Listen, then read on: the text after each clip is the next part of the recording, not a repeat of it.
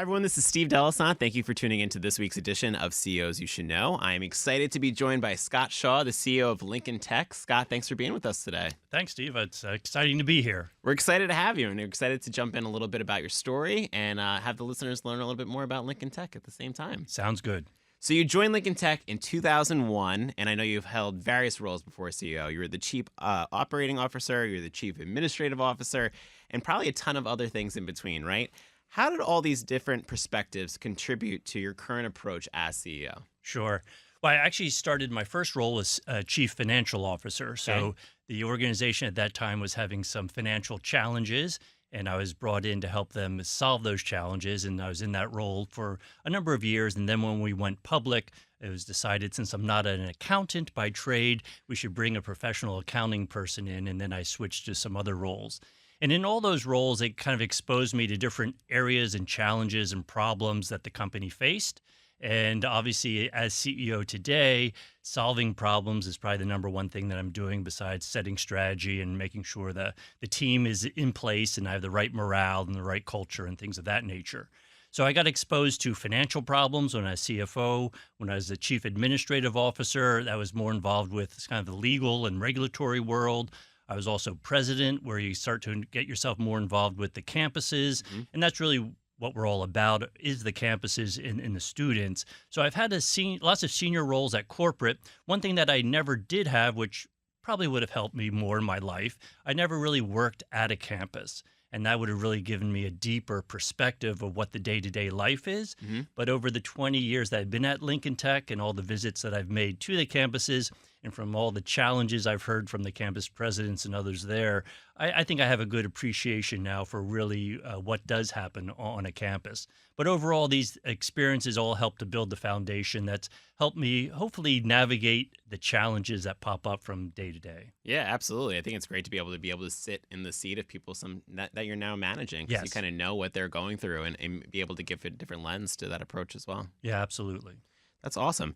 Well, before joining Lincoln Tech, you were also a partner at Stonington Partners and you worked with Merrill Lynch Capital Partners. How did those experiences and those positions help influence your business approach here at Lincoln? Yeah, so that's the private equity world, investment banking world, big here in New York City. Very exciting environment to work in, very demanding environment to work in. You have to operate 110% all the time, because when you make a mistake with millions and billions of other people's money, it has a big impact. So it's a very great learning environment, and it's also one that exposed me to a lot of different businesses in a very short period of time. And you got to meet a lot of, I'll say, very highly motivated individuals.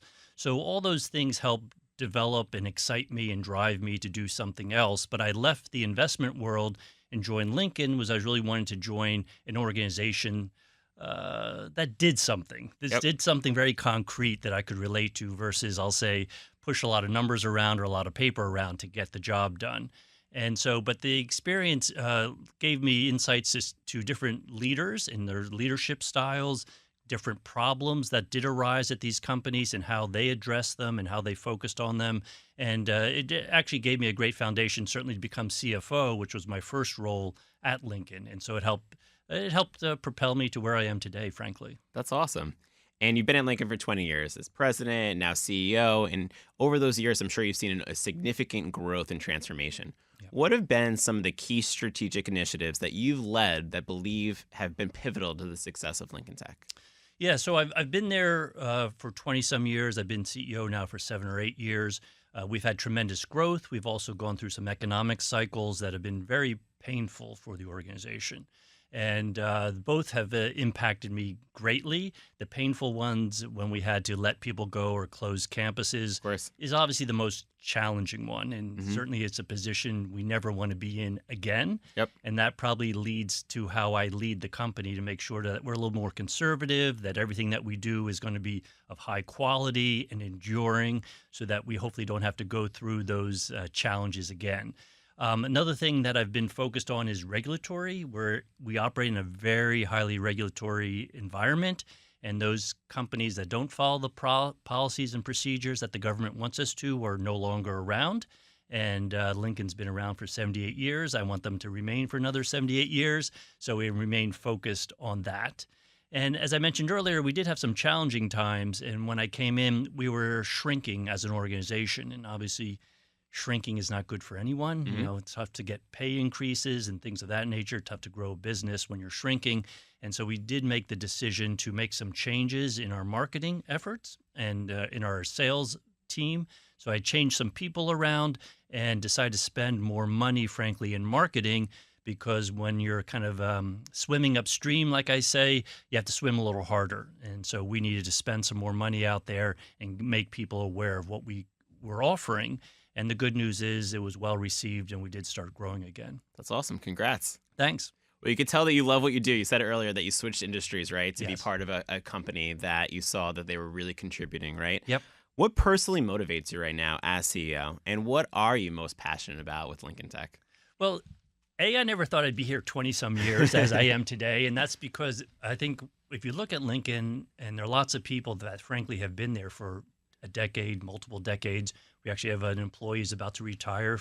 She's been there 4 decades. Wow. And so people really fall in love with education. And most people that are doing education are doing it no matter how they're involved in it because they like to change people's lives. And so, as I said earlier, investment banking is exciting, has lots of going on, but it's hard to see exactly what you're doing day to day versus at Lincoln, you actually get to meet the people that you're helping. And they're not with you for just an hour, a transaction in a store or a restaurant. They're with us 9, 10, 12, sometimes 15 months. Yep.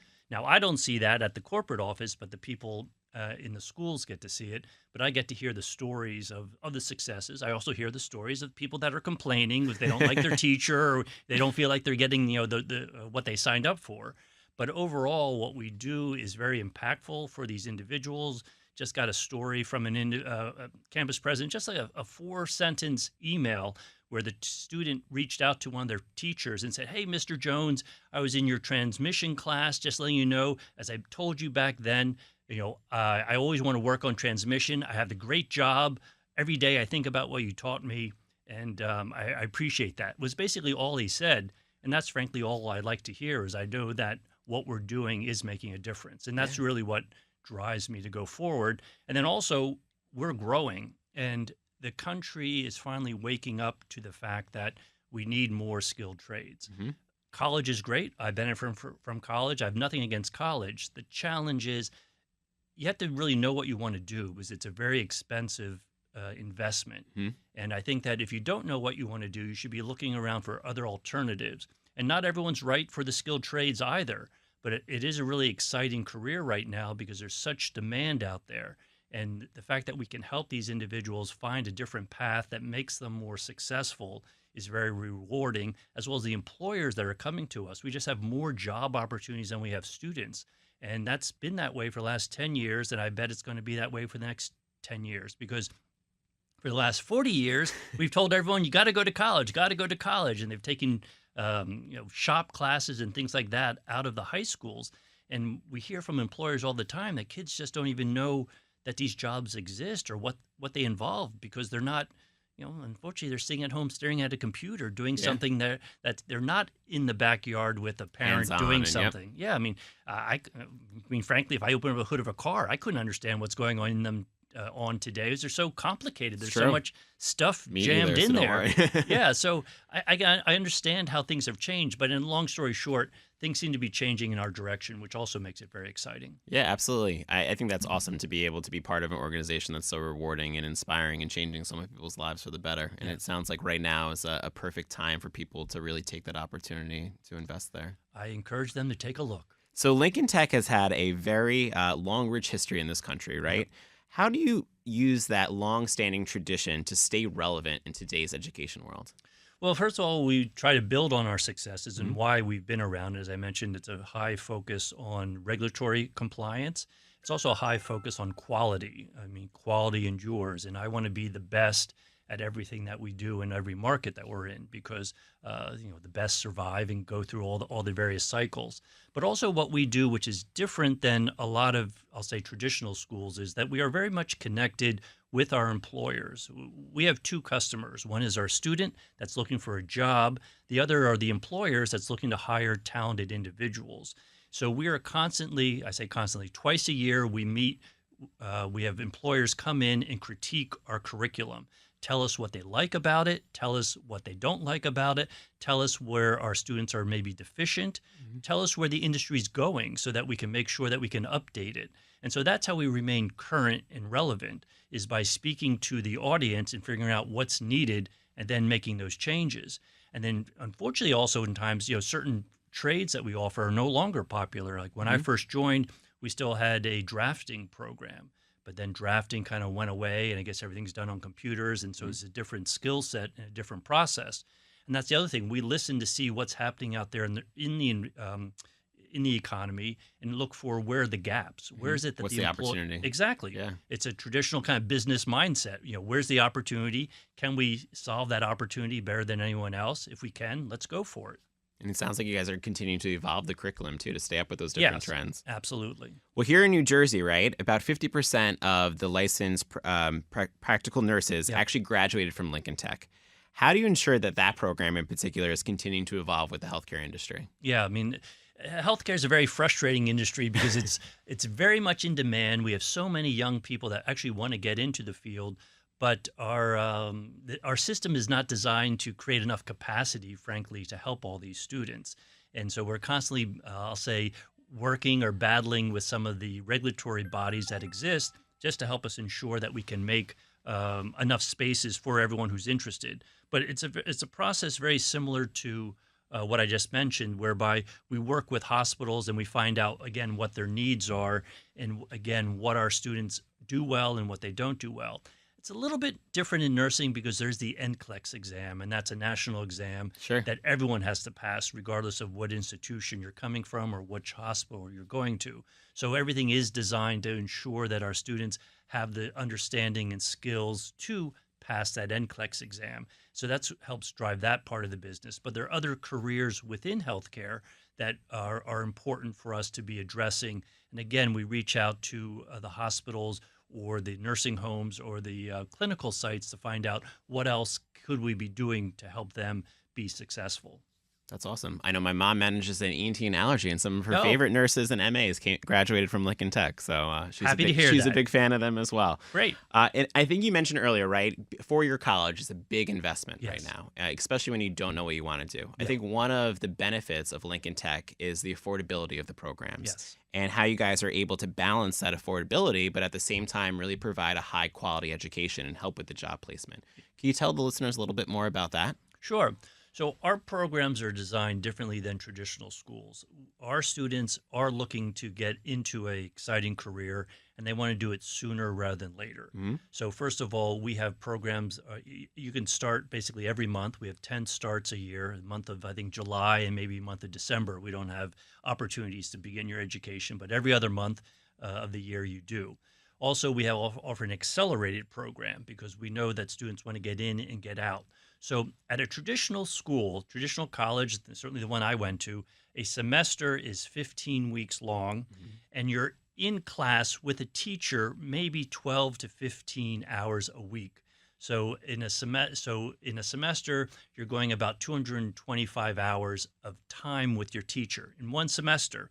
So one academic year is 2 semesters, so that's 450 hours. Hmm. So in a 12-month period at a traditional school, you're getting 450 hours of education. At Lincoln, in 12 months, you're going to get 1,000 hours of education. So it's basically a little over 2 years of traditional school.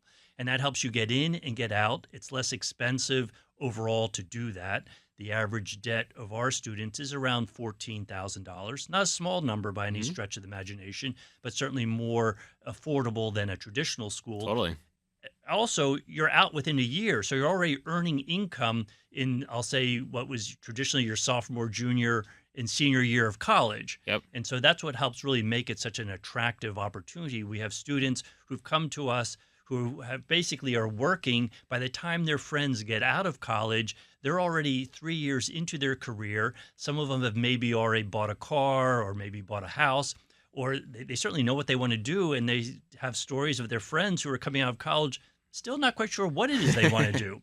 So again, it's not for everyone, but for those that want to work with their hands, get personal satisfaction every day, because you can see what you're accomplishing. If you want to help people, you go into the healthcare field. If you like to tinker with things. You go into automotive mechanics or become a welder, electrician. There's just lots of good opportunities out there. Yeah, it's providing a career for those individuals that's their passion and that's their sweet spot. So that's Yes. awesome. Yeah.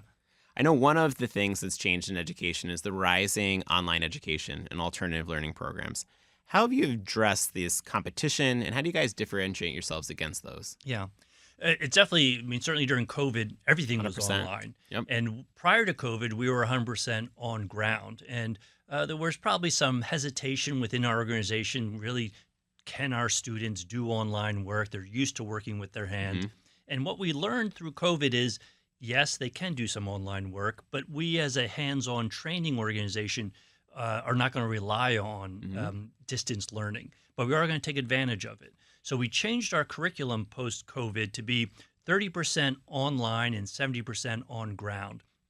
And for us, it seems to be a sweet spot. It creates greater flexibility for our students. So now they only come 4 days a week, 4 hours a day. So they have a 3-day weekend, which helps a lot of the, let's say, the parents who are single parents who are Definitely. trying to become nurses.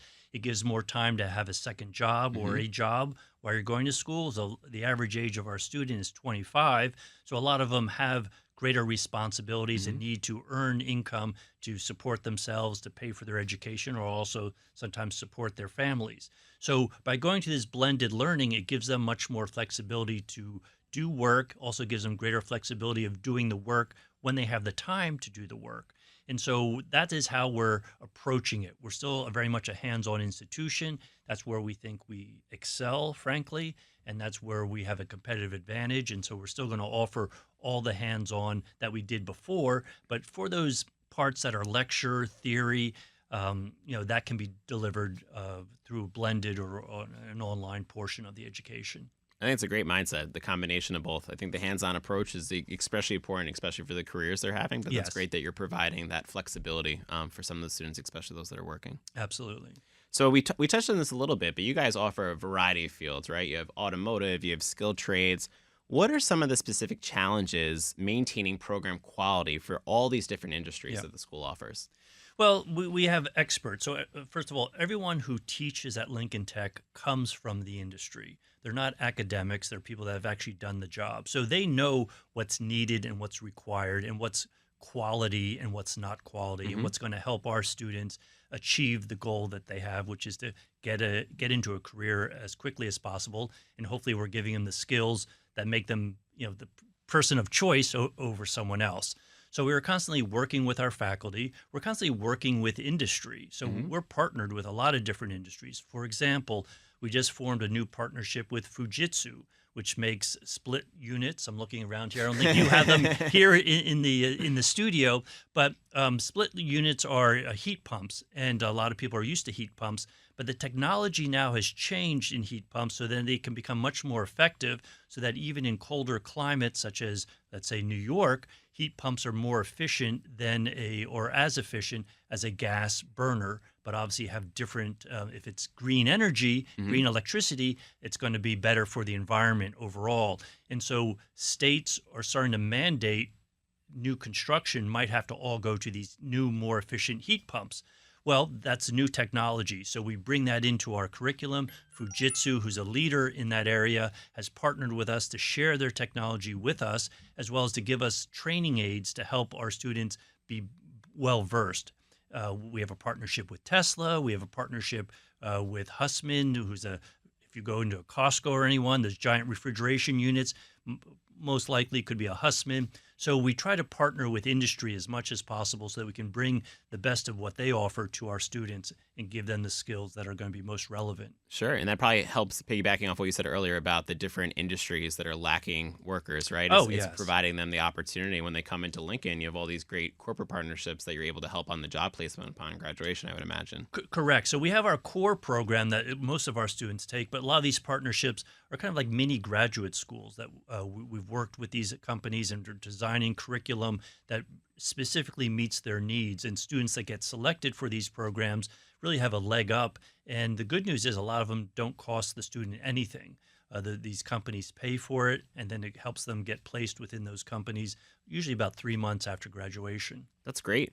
Well, a lot of exciting stuff you guys are currently doing. Looking ahead, what Yeah. are some upcoming initiatives or programs that you're particularly excited about? Again, I'm particularly excited about the core programs that we have, and today we're in 13 different states with 22 Awesome. campuses. But I think the vision for Lincoln is to truly become a national organization because we see that there's just demand across the country for what we do. And by having a national organization, I think that we, from a business perspective, create something that's more valuable for a lot of companies because there are some large companies out there, both regional and national, that could benefit from having more trained technicians. We hear about it all the time. So if we can create this platform of a standardized curriculum where employers understand exactly what the skills are that someone coming out of a Lincoln Tech has, I think that that also creates a competitive advantage for us. So from a business standpoint, I see being on a national footprint very impactful for us. And so that is where we're kind of moving. We opened our first new campus in 18 years, hard to believe, in Atlanta. We have another one geared up Congrats. to open up in Houston in at the end of next year. And we'll be hopefully, knock on wood, announcing another new campus that'll frankly be, uh, this is a bit of a spoiler, but in the Northeast of Nice. all places, we'll be opening up another new campus just as we see so much demand still in this area. That's awesome. That's exciting to hear. Yes. Continuing to grow and continuing to expand. Looking at the education industry in particular, where do you see it going in the next few years? Well, I think that there's certainly a lot of talk about education and the cost of education, and the education sector is really slow to change. But I think that some of the changes that are going to happen, I think, let me just focus on what we do, career training. Sure. And I think that what has to happen is that industry needs to become more involved Mhm. because it is expensive to provide good training to someone. And I think that times have changed, and you can expect, I'll say, the individual to foot the full bill, Sure. especially if they're giving skills that are going to make them that much more productive for companies. And so I think that from our perspective, companies need to take advantage of the things that are out there to help students get a reward for their investment, to be honest with you. A lot of companies don't know that there's something that's been put in place whereby they can pay off a student loan for a student up to about $5,200 a year, and it's not taxed to the student. So it's basically almost like free money that is good for the student, pays off their student loan, and it's good for the company because it's a retention tool. And so they can, spread it out over a number of years. But I think things like that are going to increase in time, especially in this very competitive market. If you're an employer that wants to find the right talent, you're going to have to figure out ways to get that talent. And one way is obviously through compensation, but there are also various forms of compensation I think that they can tap into that will help. And so I think there is going to be this greater partnership between industry and schools and students. That's awesome. Well, a lot of people that are tuning in might be just starting their career. What's some Yes. advice you would give looking back at the last 20 years? Sure.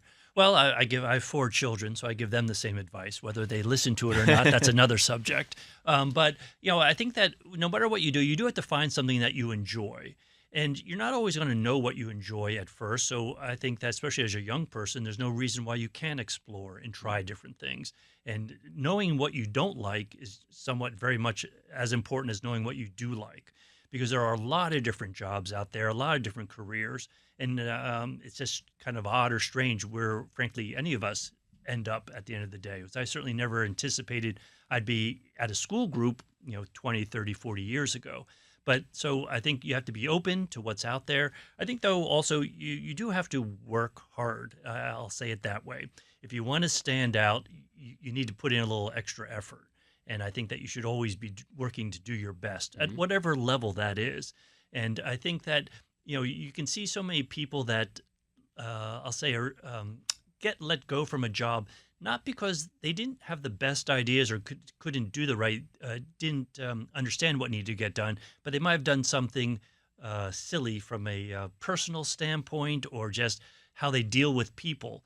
People like to work with other people that are fun, that they get along with. And so I think that you just have to be very mindful of that. And I'll say that this is very maybe simplistic, but I do believe very much in the golden rule. And I kind of do unto others as you'd have them do to you. Just view your life that way. Like, don't treat someone the way that you don't want to be treated. Mhm. And I think if you just do that in all your business decisions, maybe you're not going to get ahead of someone else who's not following that path, but I think in the long term, you'll do quite well. That's great advice. And I think that I follow the golden rule as well. So I think that's a great thing to tell the listeners. But you could definitely tell from the way you speak about it and your passion that you truly love what you do. So that's always great to see. So if you had to outline your vision for Lincoln Tech's future in a few sentences, what would it be? Well, we want to be the best technical school in the United States. So that encompasses, we're always going to be focused on quality. Focuses on increasing the locations where we are to be across the United States. And we will always be focused on our students who are our customer. I mean, during COVID, we grew our population when most of education shrank. And that's solely because we looked at what is it that we can do for the students so their path will not be interrupted, even though all of our lives were interrupted. Mm-hmm. And we take that approach with everything. And as long as we remain focused on what is best for our students, our company will be here for another 78 years, if not longer. That's awesome. Well, we covered a lot about yourself, about Lincoln. Do you feel like there's anything we might have missed that you want the listeners to know?